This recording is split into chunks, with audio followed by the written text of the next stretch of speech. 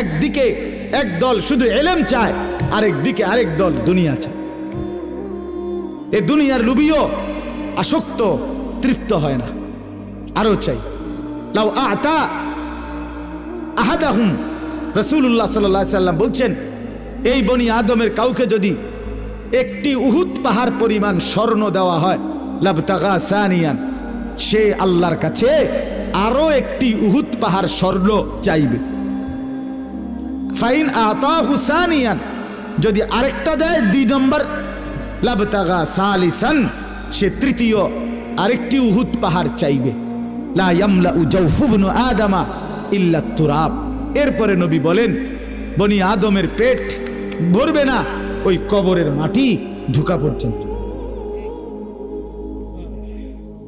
দুনিয়ার লুবি তৃপ্ত হয় না, ইলমের লুবিও তৃপ্ত হয় না। যাকে